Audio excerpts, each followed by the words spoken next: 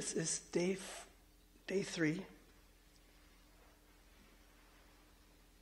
of the July 2005 7-day retreat in Springwater.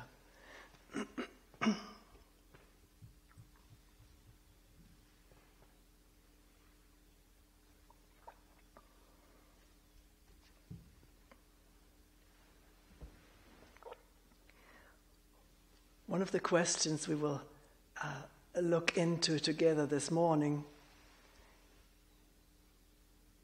is the relationship between silence and the work of this moment.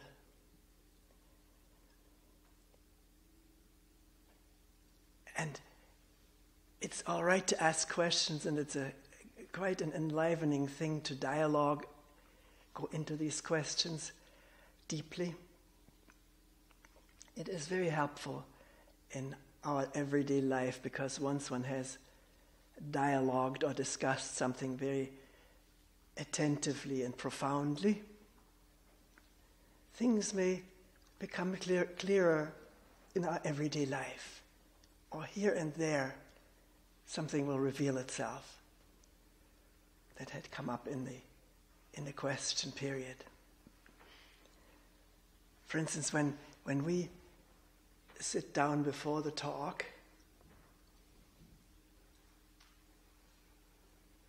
do you notice it? Do you go with this falling silent, one after another, more and more quiet, less movement, less sounds of movement?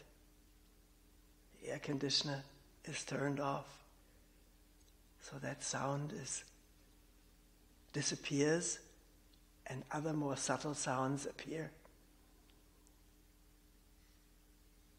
One hears oneself better and the others. So actually the answer to our questions is always with us, if we will but listen, attend. What is the relationship between silence and the work of this moment?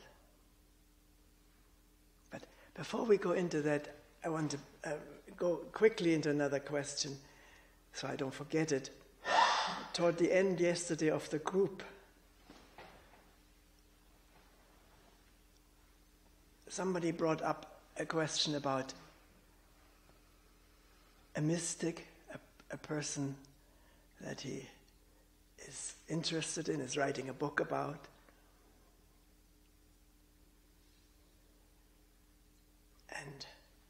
And in the case of this mystic, she hears voices, and she says that is the voice of God. And we were talking about that a bit, and then he asked me, "Are you a mystic?" And well, these things are not for oneself to say. I don't know what I am. Not in terms of concepts or expressions, labels. But I gave it some thought afterwards, and who do we describe as a mystic? When does it occur to some human beings to call others mystics? And what is it that we call mysterious? Isn't it something mysterious when we don't understand it, when we don't know who done it? That's a mystery, the book. We love it to be led gradually, first astray. We are made to think it's this person who did it or that, and then finally, no, it is after all that person. And then the mystery is over, isn't it? It's finished. Till we buy the next book or switch on again on Thursday nights to PBS Mystery. So could we say that as a general definition? We call somebody a mystic when he, she says something that we don't understand. And the moment we do understand, is that still a mystery? What is being talked about?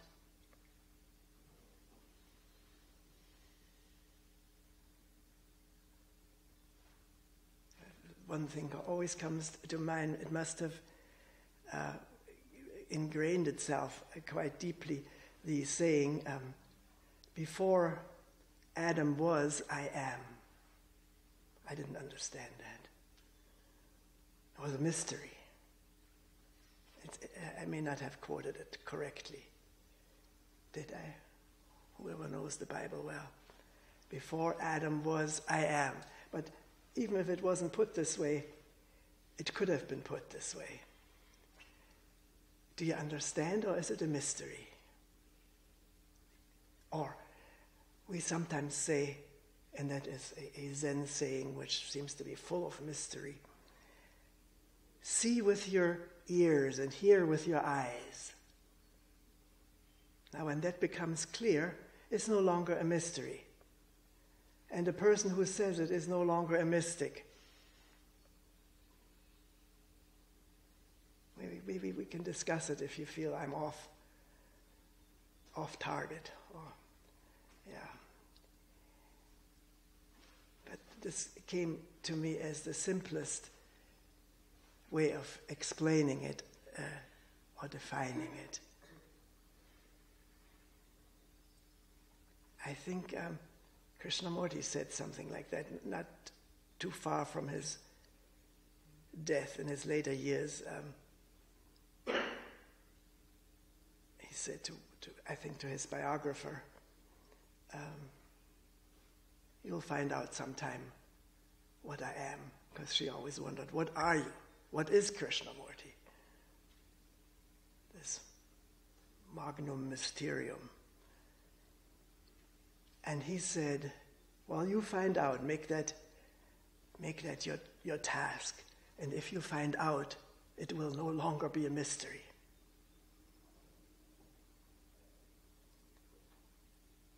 So, mystery also implies a curiosity to find out, doesn't it? Or both, either a curiosity to find out for oneself, so this mystery has been revealed, unveiled, or we love it. We love mysteries and don't want to touch it because we like to feel surrounded by a mystery, a magnum mysterium. This gives our life some extra zest to think of touching a mystery or being surrounded by mystery or knowing a mystic. Somebody who's called a mystic. People make long pilgrimages, either on foot or by airplane, to seek out mystics, be in their presence. And it is a wonderful thing to the fantasy mind to think, oh, now I'm in the presence of this world-renowned mystic. But when it's understood what we are, what everything is, then as far as I'm concerned, there is no longer this mystery. Everything is clear and revealed, open, unobstructed. And this is what I'm so interested in and dedicating energies to, not to shroud myself in mystery or others, but to reveal the mystery so that we're free from this conjecturing and making up things. I know you can say this is not made up, this is true. It's not made up. The Bible was not written by human beings or the Quran.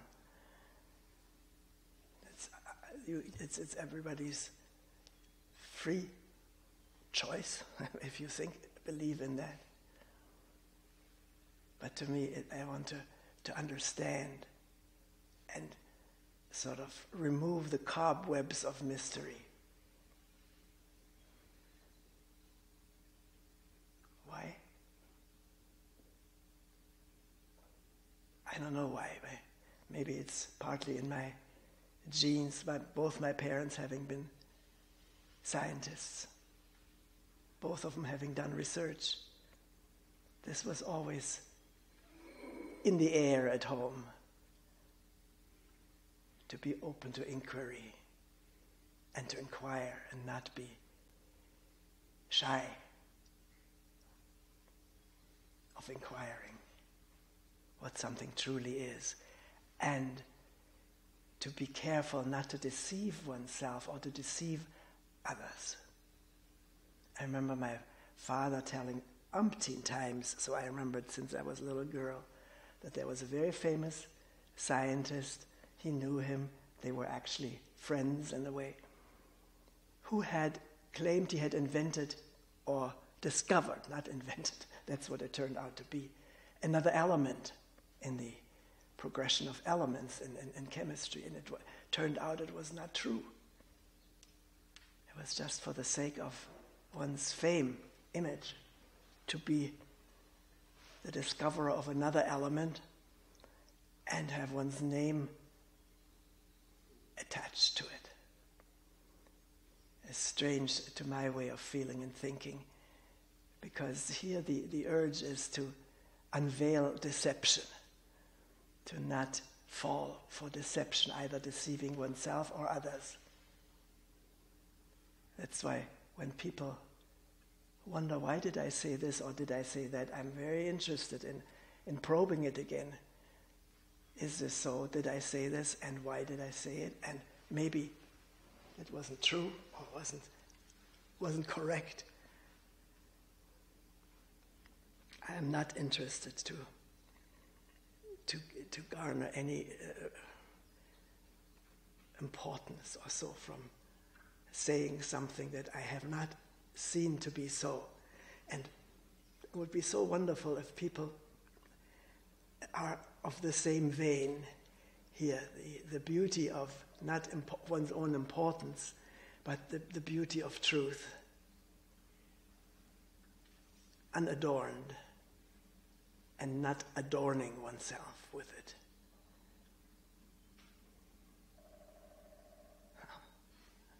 He's agreeing. That may not be quite the truth.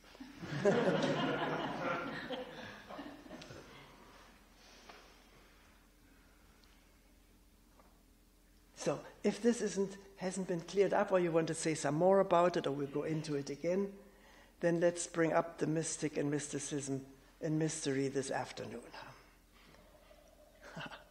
It's amazing, isn't it? Can you imagine? What must that neck muscle feel like? If we did it only once, we would have a sore neck for the rest of our life. And the precision of it, with the neck against hard wood. Maybe it's soft wood.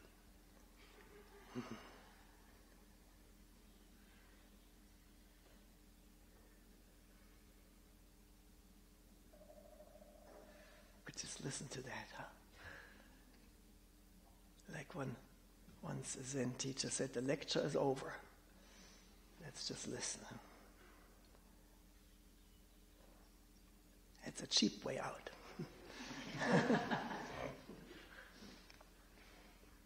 Easy way out.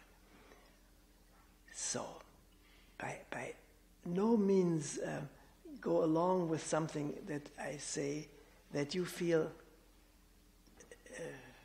I haven't really developed well or proven. There may be something that is not provable, not in our normal way of thinking of proof. Because this work of seeing and putting into words what is seen may not be subject to proof. The only proof is seeing it yourself. Then then we are of one mind. If you see what is seen here at the same time, with the same precision and energy, then there is no world between us, no dividing line. There's just one seeing. And anyone who sees it is participating or partaking of this one seeing. There's a beautiful phrase by Eckhart, but I don't remember it. The eye that sees me, the eye of God. It's a beautiful thing, but I can't get it together. Speaking about another mysterious saying, I gotta put that out because it just occurs to me, is if I die before I die, then I don't die when I die. You might have heard that. If we die before we die, we don't die when we die. And this may sound mysterious right now. So let that urge in us to uncover the mysterious, let it work. What does he mean by that? Or she, I don't know whether it was a he or a she. Doesn't matter, does it? So much importance given to that. I don't. Whether it's a he or a she.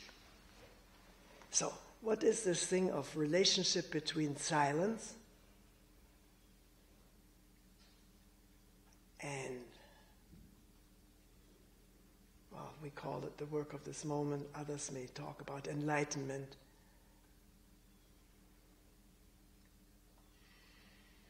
Realization, self-realization, insight.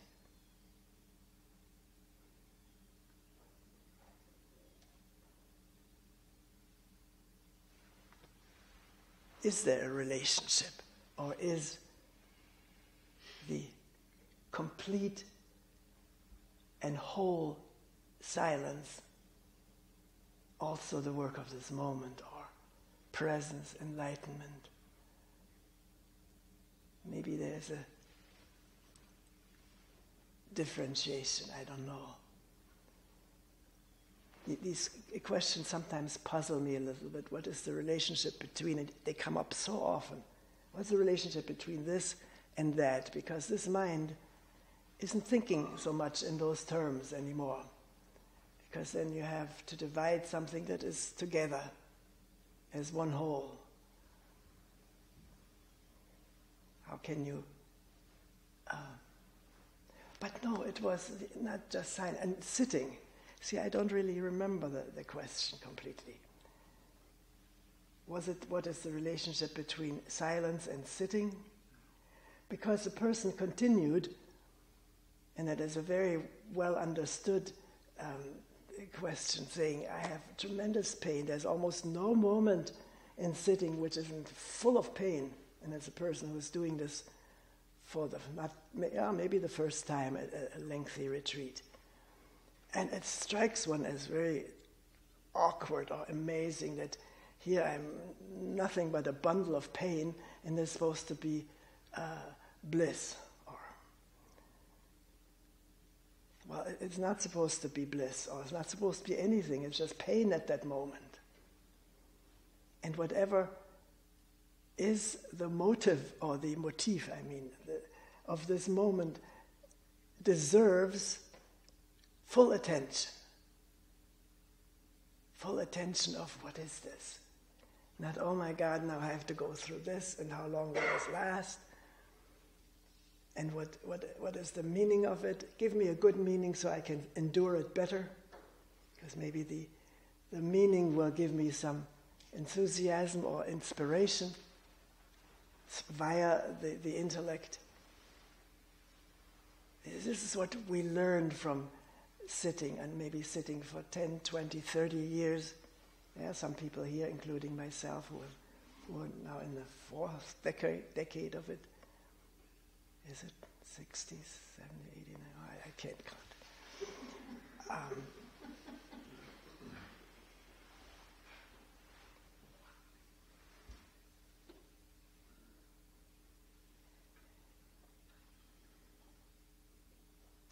is also very typical of us.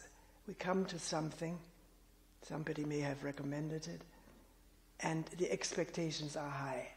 The person may have praised it and would have said, this will be a solution to your problems, or the beginning of the solution. And so one sits in expectation of the solution, but the solution doesn't come. What comes is pain, and more pain, because of the unfulfilled or disappointed expectation. That is pain in itself. And I may not speak directly to the particular person, but we always mean generally what we're talking about. And I think all of us know what we're talking about. Because there's nobody here, I don't think so. Maybe there are, but very few people here who haven't sat with enormous pain, particularly in the beginning, or maybe no matter how long one has been doing this, it's painful. One's joints and muscles, tissue is just not responding well. And you can learn so much from it. Namely, the more you wish it away, the more it clings to you. Wishing it away is so futile and so counterproductive, yes. Because it aggravates and increases the pain. Yeah, because this body is so tremendously sensitive and cooperative. It goes with every motion of thought, every motion of emotion. This body reflects it in some way or other. It doesn't remain necessarily. It can happen aloof. It is involved in all the ongoings in of the brain. So whatever thoughts there are, they have an accompaniment, very subtle accompaniment in the body, in the organs, in the muscles, in all the hormones and chemicals that are being secreted as a consequence of this thought or that thought, and this fear or that desire. It all translates itself into physical sensations. A lot of them are painful. Particularly since we have learned to live sort of shutting out the pain, masking it, ignoring it. And all of a sudden here, there is a paining body. I remember people, when they come for the first time or in the beginning, they say, I didn't even know how many sensations there are this body is capable of. I've never allowed myself to feel it, to acknowledge it, to touch it, which means half of the body is dead or numbed. And when it comes to, when the numbness recedes, what's there is pain, or what we call pain. It may not even be what we think pain is. We just immediately label it as pain, and pain is bad, dangerous, unattractive, has to be gotten rid of. These are all ready assumptions built up for a lifelong about pain. So here's your opportunity to say, what is it really? What is this, what I have shunned, avoided, called pain, thought it was unbearable? I'm not inventing this, I'm talking from own experience. Because I, like many other people, was a master in avoiding pain and thinking it was something unbearable and had to be avoided. It shouldn't be felt. I know it seemed I got the most attention from my mother if I had pain or was sick. And there was a transformation in her. She was so loving, so caring. Her worried look in the face, I loved that. It was I drank it in.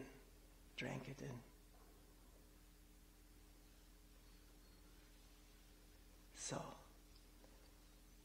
was one woman, she had gone to a workshop someplace else. And she said, that was about waking up to what goes on in our bodies. And I realized I've been totally asleep. No awareness of what goes on in my body. And the first thing that I became aware of was pain. And she said it was wonderful just to feel something. Now, you may think this is a mystery because you don't understand it. I don't understand it because I felt pain all my life, didn't avoid it. But here was somebody really grateful for feeling something that had been sort of capsuled out or bracketed out. So this is one relationship. You sit down in a quiet environment because noise is distraction. You want to turn the radio on, the music, maybe the louder the better, to overshout the inner pain or conflict. Because psychological conflict is also pain in itself, or it triggers pain responses in the body. So we need to live all that. We cannot hope to or try to or devote our life to avoiding that. I do remember so clearly coming almost face to face with it, with pain, and then this tremendous resistance which sort of seemed to whisper, don't touch it. Don't touch it. Leave it alone. This is dangerous stuff. And hearing that, I don't mean I heard voices. It was different. Hearing that or perceiving this attitude, don't touch the pain, it's dangerous, made me wonder, what is going on? Why can't I touch it? Why can't I hear it, feel it, acknowledge it? What is it really? I don't even know. I've turned away from it every time it made its appearance. And I remember so clearly that first step into it, disregarding these voices or these attitudes or opinions about it, that it is dangerous to do that. And the wonder of a moment without resistance, because that's what it really amounts to. What drops away is not necessarily the pain, but the resistance which sort of infuses our lives. We lead lives of resistance. Sometimes we call this resistance ego. Me. It's resistance. Don't touch me. Leave me alone. And it's something that has built up over the decades for no reason other than I thought it can't be done, it can't be felt. Maybe the environment conveyed it. My mother's worried looks in her face when I got bad pain or fever. I had to maintain that worried look. It was a wonderful gift. Rather than now experiment with it and say maybe it's not worrisome at all. It's something to be explored with open eyes and open pores, the body unprotected by itself. So when pain arises, and it has, maybe there can be this shift from resistance and bracing like this to welcoming. What is that? What are you? Show yourself.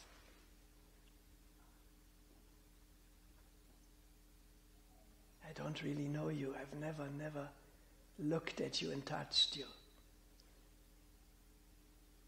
You being the unknown. Pain call it pain for the moment, but I don't know what it is. But it's something braced against. And does this body have to brace against anything? Or sort of open the arms, take it in.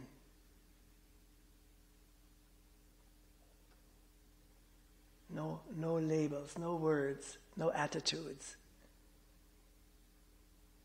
They are all not in order, not in place, not necessary. This is very revolutionary. This is just one instance of not going with years and decades of habit of avoidance, of assumption. Something should not be felt. And please, I'm not advocating masochism. Sometimes this is being heard out of a talk like this. No. Although it is masochism is something that can be understood.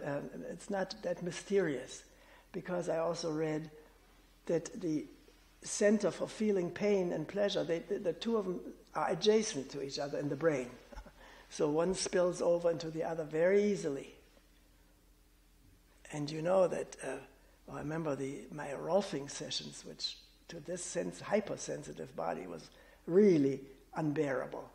But by just being with it, I'll use these often used words, by being with it completely, it shifted into pleasure. I don't want to use the word, but something very, very bearable and alive. And the goodness of it, of freeing the body from unnecessary resistance and strictures, and not having opinions about it. Why should I do this? Or what's the relationship of this to that? And so let's go back to this relationship between silence and sitting pain, the pain of sitting. And I'll say here that from having worked with many, many, many people over the years, there are indeed people who don't have pain. It's not everybody who has pain sitting. This to me is incomprehensible, but I'm sure the people are not lying to me. They can do that. Their bodies are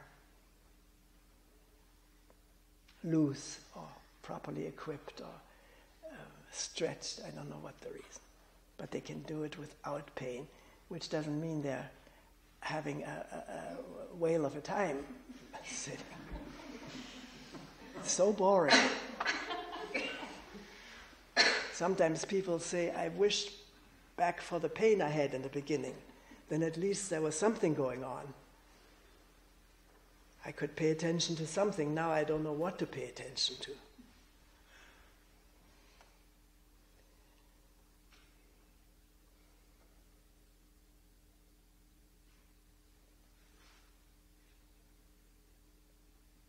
So it was interesting to me too that here I waited till I didn't wait, but here's day 3 before even talking about sitting, because there's an assumption now that most people by now, is not a problem anymore, but that's not true. It is a problem, only people don't bring it up anymore because maybe they've heard this kind of a talk so often. They don't want to hear it one more time about pain. I don't know. I think you can hear everything again if your ears are open in a new way. Then it's amazing and surprising that something I think I've heard 10 times or 100 times is completely new now with these new ears, with the open mind. So beware of such inner statements oh, I've heard that before, I wish she'd pick a different topic. It's misleading. It closes up the body-mind, and that is just going against the spirit of this work. The spirit of this work is what is going on right now, including assumptions about something that I've heard before. Are they right? Are they correct? Do they pan out? And one may find they don't hit the mark. I haven't heard this before, because I haven't listened in this way today.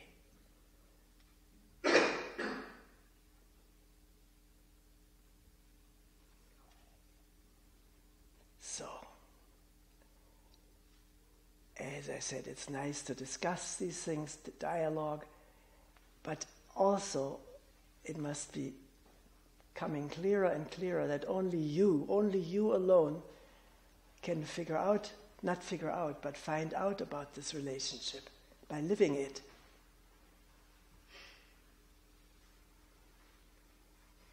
Anything someone else tells you is secondhand. Can be helpful. Sometimes just one word. In Zen it's called a turning word or a turning sentence. Turns the mind around from an old stale assumption to a fresh looking.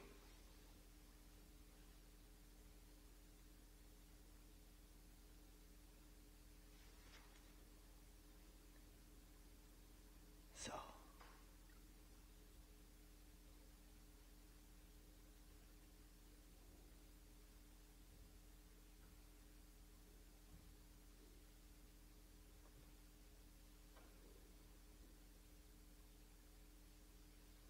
only you finding out what the relationship is between silence and sitting, which means the question cropping up, well, am I silent? Is it silence right now? And sort of listening with a new ear and realizing I'm not silent at all. There's constant chatter going on about this and that. So, without judging it and wishing the chatter away, listen through it, listen beyond it. Can you? Is it possible? To fine-tune so sharply.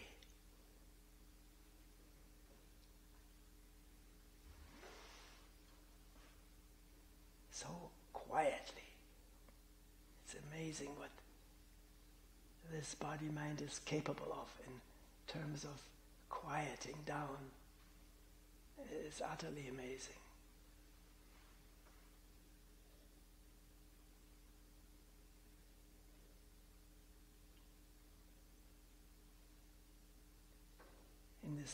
In this quietness, things are heard that you've never perceived before.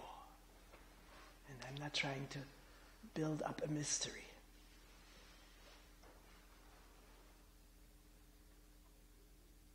All these little bugs hitting the window glass. And there it was. And the inner organs, the blood circulation. I don't even know what it all is, but the body is full of harmony and also at times cacophony. And so is the outside.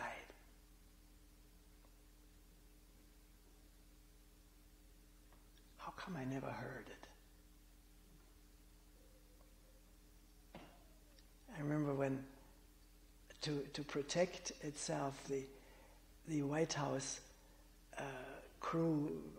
maintenance crew built these huge cement blocks blocking off streets and that mall, that you could only walk there on foot.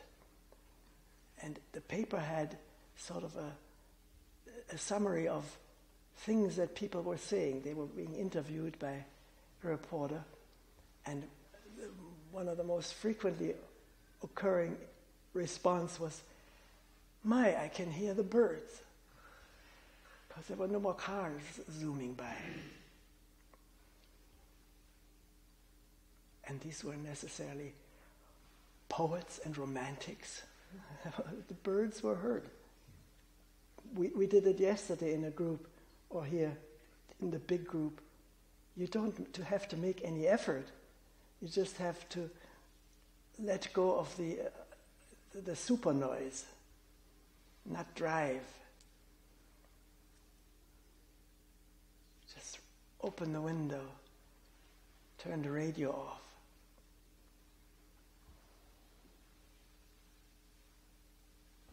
And hear what we've all missed all these years. Usually, when people pick me up, not usually, but often, the first thing when I open the door and get in there, the radio is on, and sometimes even loud, and a person immediately will turn it down or off, because they know that I'm not too appreciative of this loud music. But also, how is it driving with this loud music? What do you hear beside that? It sounds judgmental, and I don't want to judge what you're doing. You can do whatever you want to. But once you get used to being for a while in silence, you get sort of addicted to it. Not that I'm always in silence. I'm addicted to news. PBS or NF, not NFT, but NPR. Yeah, but what I'm saying when I talk here is not give examples of myself or want to draw you into something. These are just general reflections for whatever they're worth or not. Yeah.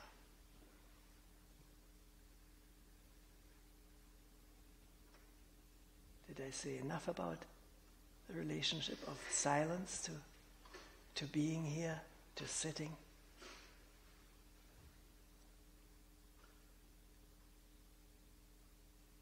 Could you do it with a lot of chatter?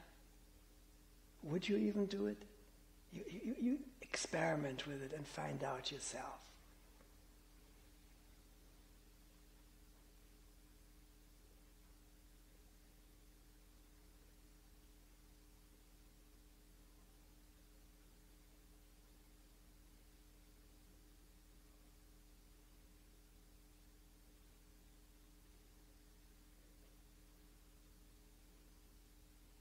We will end here for today.